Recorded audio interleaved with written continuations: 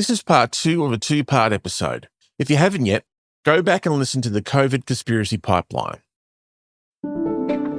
I'm Daniel James, and you're listening to 7am.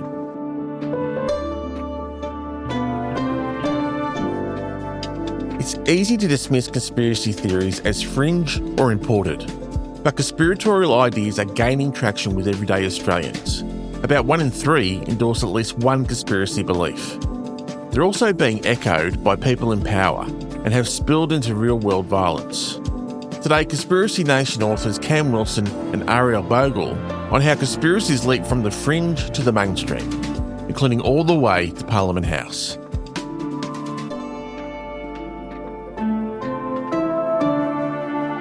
It's Sunday, June 28, and this episode was first published in August 2025. We've spoken about the Freedom Rally in Sydney in May of 2023, and there were these posters and placards at that rally: expose the 28, punish the 28. Can you tell me a bit more about that conspiracy and where it came from? So in the book, we were trying to understand Australian conspiracy theory culture, the kind of strongest threads that come through all the Facebook groups and Telegram channels and in-person rallies and protests that we have experienced. And there are a few. We looked at conspiracy theories around Port Arthur. That's kind of one of the original conspiracy theories that spread on the internet in Australia. But this idea of expose the 28 is another. Senator Heffernan, over to you. Thank you, Mr Chairman.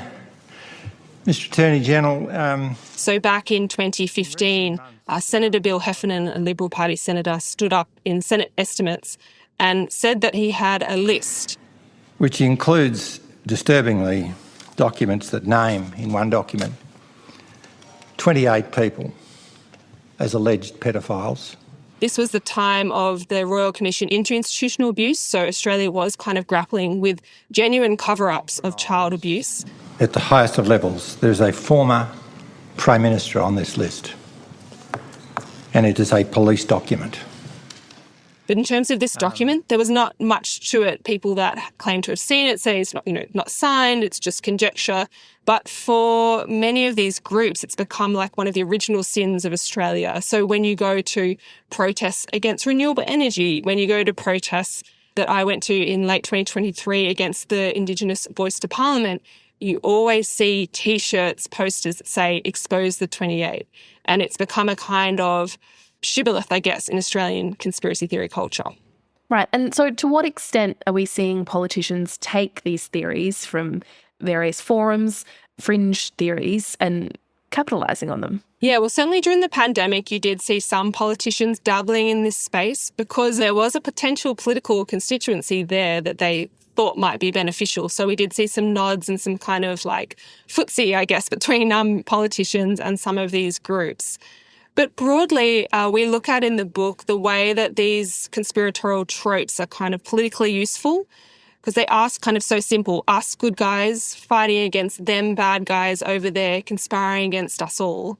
And so we do see politicians use these frameworks. And one thing we look at is the public discussion of the Safe Schools program, which was an anti-bullying program that began in Victoria, was being rolled out federally in the mid-2010s.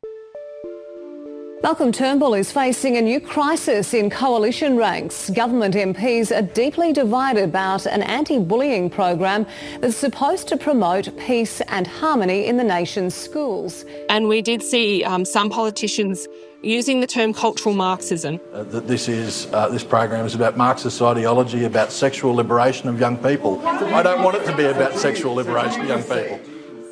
So these are the ways that these kind of tropes can creep into our discourse.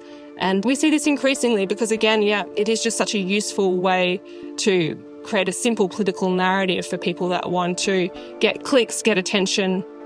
Unfortunately, we do see them kind of get folded in themselves because some of those politicians that dabbled in anti-lockdown kind of conspiracy theories themselves became the target of conspiracy theories when people kind of turned on them and accused them of being part of the plot, part of the cabal themselves. So these things do come full circle as well.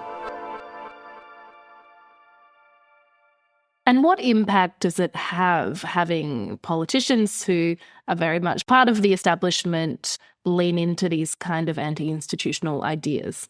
I think it's really dangerous. Anna Merlin, a journalist in the United States who's looked at conspiratorial culture in the United States, she talks about how dangerous conspiracy theories be as a way of framing the enemy. It can lead to hatred so quickly. And that's why I think it is a very dangerous sort of framework for politicians to be using.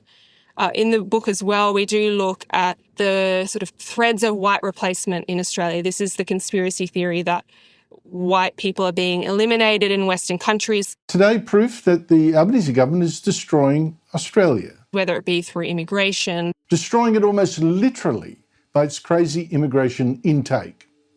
Now, this is not a conspiracy theory, the great replacement. Through birth rate, through other means. Our latest fertility figures show Australian women have never had fewer babies per person, not in the history of modern Australia. Just 1.5 babies now per woman. And that means... and of course, in Australia, this has ties to one of the worst acts of terrorism committed by an Australian, the shooting at 2 mosques in Christchurch in 2019.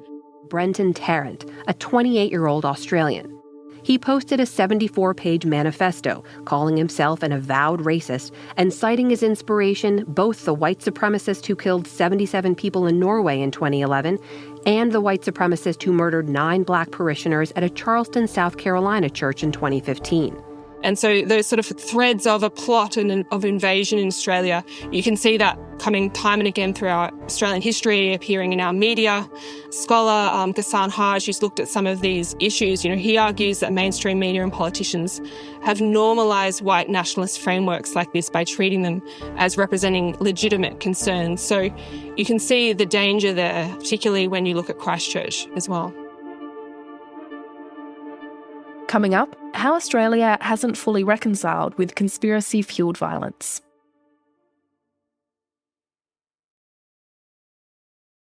Cam, I'd like to talk more about the real-world implications of these kinds of beliefs. We've talked about the Christchurch shooter, but there are other cases too, aren't there? Yeah, there's definitely been other acts of violence linked to conspiracy theories in Australia. Probably the one that comes to mind for many people most is the William Billa shooting, which happened in late 2022 when 3 people ambushed and killed 2 police officers, injured some more, and also killed a neighbour as well.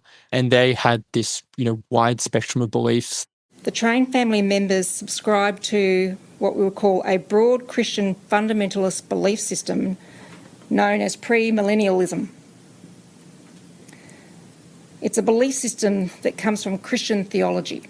Anti-government, they're also anti-vaccine. A range of different things help contribute to their belief in this system. So the COVID pandemic, climate change, global conflicts, social disparity. There's also a sense of kind of some pseudo-law and sovereign citizen ideology. Now, early speculation around the motivation of the Train family members was that it's centred on sovereign citizen ideology. And it's an example of how these beliefs can lead you to extreme acts because they are extreme beliefs. When you say that you are on the side of good and other people are on the side of evil, and you think that they're doing terrible things and maybe not just threatening yourself, but perhaps threatening and actually harming lots of other people, that kind of mindset leads you very quickly to deciding that you want to take an extreme response yourself. And if you spend any time in these communities, online or even in person, they are ones where talk of violence is pretty common. Thankfully, it doesn't often become real acts, but it does enough for it to be a serious threat. Can we talk a little more about this sort of the anti-government sovereign citizen ideologies? Because there seems to be a uniquely Australian kind of version of it. Yeah, so I think what people might be familiar with are these videos that spread online where people are having these bizarre confrontations with cops. Your driver's licence for me, thank you. I'm not in your jurisdiction. Sorry? I'm not in your jurisdiction. Yes, you are. I know your driver's licence. Father, give me your driver's licence. Can you tell the police they have no authority? Can you bring the most? Authority here. You don't have any authority. What is the crime that's been committed? Maybe they say, I'm travelling, not driving, so you don't have authority, or something like this. We are not driving, we are travelling. You guys don't even know what you're on about. I need your most senior on duty. These I would class under this broad umbrella of pseudo-law. So the term sovereign citizen is more common, but that's quite distinctly American.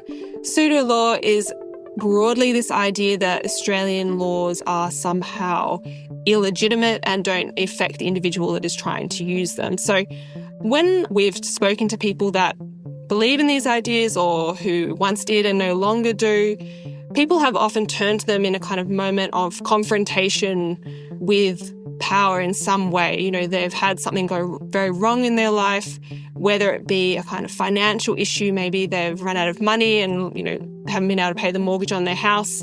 And in the confrontation with the bank, they turn to these ideas that are kind of out of a desperation. I think you often see people turn to these ideas in kind of in a somewhat logical way, because the banking system, the legal system, they are extremely complex, almost as complex as pseudo-law itself.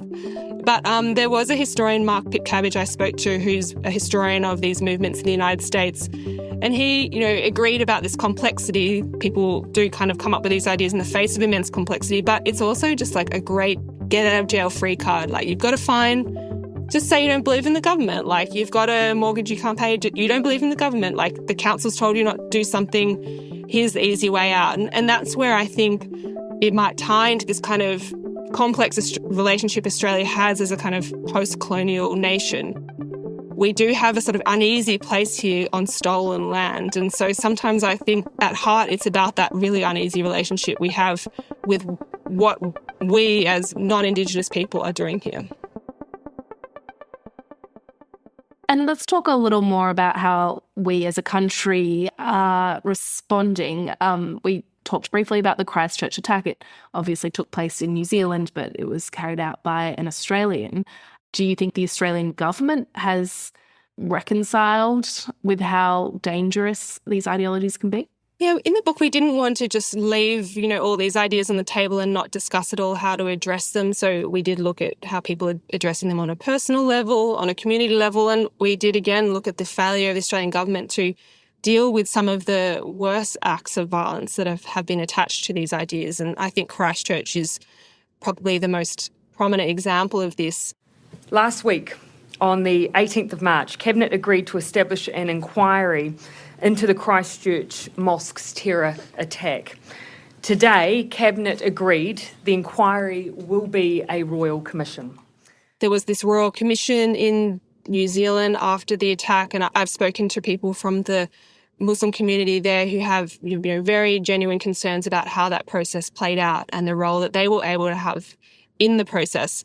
But they point out to me that Australia did not even do that. So at least in public, we've had so little reckoning with the Australian roots of the man who committed this act, what kind of culture he was marinating in here. There has been reporting about his ties to far-right groups in Australia, which is very well documented. He was a participant in our white supremacist scene on Facebook, on other platforms. He was a donor to white supremacist causes.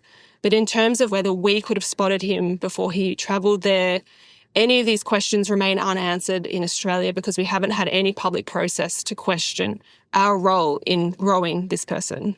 Mm. And when you look at US politics, conspiracy theories are no longer fringe. They've made it all the way to the White House. Your book is called Conspiracy Nation. So tell me how worried you are that Australia could head down that same path. Look, it's hard to compare different cultures and different countries, but the effect on individuals varies widely. Like saying that you believe that Harold Holt was kidnapped by the Chinese in a submarine, very different to saying that you think that, vaccines are filled with microchips and so you won't let your children or anyone else in your life get vaccinated. I'm not sure, if I had to say, I'm not sure quite where the US is.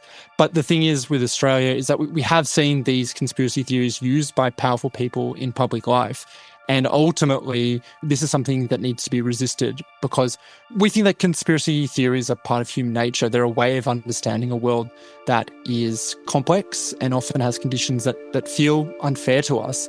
But that doesn't mean that we should be resigned to accepting people using them. We shouldn't accept them. We should be empathetic towards the people who are kind of falling under their spell. But to the people who are using them for their own gain, we should be calling them out, because ultimately we really need that shared commitment to a reality if we actually are to solve the problems that are facing all of us. Ariel and Cam, thank you so much for your time today. Thanks, Ruby. Thanks.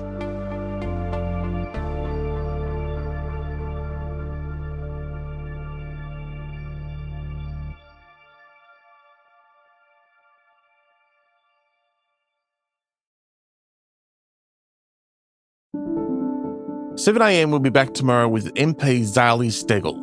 He's launched a new political party with Allegra Spender. So what is Community Strong Australia all about? And will their political gamble to ditch the independent tag pay off? I would argue it's not about picking between being an independent or a party. It's actually about putting the best of both worlds together into a new style of political party that will, I think give more communities the opportunities to be at the table. I'm Daniel James. Thanks for listening.